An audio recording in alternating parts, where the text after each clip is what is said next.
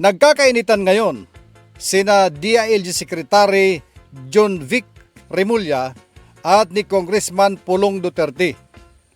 Ito ay may kinalaman sa naunang balita, binalita natin dito, na nagsiwalat si Congressman Pulong Duterte na meron daw siyang very reliable source of information na mayroon nang inilabas na warrant of arrest ang ICC laban sa kanyang kaalyado na si Senator Bongo. Bagay na pinalagan ni DILG Secretary John Vic Remulla. Ang sabi ng ating mga government agencies na concerned dito, PNP, DILG at iba pa, na sabi nila wala pa naman silang natatanggap na official communication ukol dito. Pero ang sinasabi ni Congressman Pulong Duterte ay meron na dahil meron siyang reliable source of information na meron na ngang inilabas na warrant of arrest laban kay Senator Bongo. Sa panig naman ni Senator Bongo, wala rin siyang magagawa. Sabi niya, ipinapasa Diyos na lamang niya ito kung totoo nga na merong warrant of arrest laban sa kanya dahil wala naman daw siyang ginawang kasalanan laban sa tao. Sa isang pahayag, na-interview ng media si Secretary John Vic Remulla. Ang sabi ni Secretary John Vic Remulla bilang reaksyon doon sa sabi ni Congressman Duterte na baka bangag daw siya ng kanyang sabihin yon na mayroong warrant of arrest laban kay Senator Bongo. Sumagot ngayon si Congressman Pulong Duterte na ako pa talaga ang sinabihan na bangag.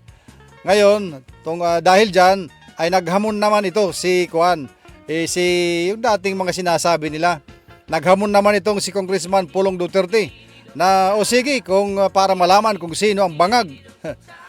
Magsabay-sabay tayo magpa follicle test ng ating mga buhok para malaman kung sino ang gumagamit ng droga. Isama mo na rin yung boss mo sa Malacanang, pati mga anak niya, sabi ni Pulong Duterte. Well, ang mga ganyan na mga pahayag, paulit-ulit na lang yan. Pero hindi yan sumasagot sa issue na pinag-uusapan sa ngayon. Ultimately, sa mga sandaling ito, habang pinag-uusapan itong kaso, ay naninindigan si Congressman Pulong Duterte na reliable ang kanyang information na mayroon ng warrant of arrest laban kay Senator Bongo na inisyo ang International Criminal Court. Habang sa panig naman ng gobyerno ay sinasabi na wala pa silang natatanggap na official information. Kaya itong dalawa ngayon, si Secretary John Vic Remulla at saka si Congressman Pulong Duterte ay nagpapalitan na lang ng mga sagutan sa mga balita na papublish sa social media ang kanilang mga sagutan ukol sa bagay na yan. Pero ang lahat ng ito ay malalaman natin sa mga susunod na araw kung ano ang mga mangyayari. Bayaan na natin sila magsagutan kung ano man ang sinasabi ni Pulong Duterte na mayroon talagang warrant of arrest laban kay Senator Bongo, habang ang gobyerno sinasabing wala naman silang information.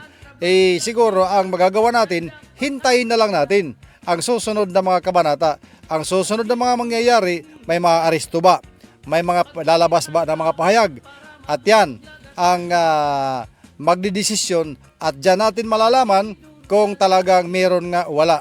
Meron o wala?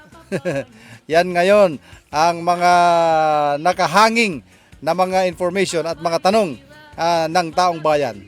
Meron o wala? Pero alalahanin natin na si Senator Bongo ay isa doon sa mga pinangalanan sa kaso na kinakaharap ngayon ni dating Pangulong Rodrigo Roa Duterte, yung crimes against humanity, yung dahil ito sa kanyang anti-illegal drugs campaign nung siya pa ang presidente ng ating bansa. At sinasabi diyan na isang dito sa mga co-perpetrator si Senator Bongo.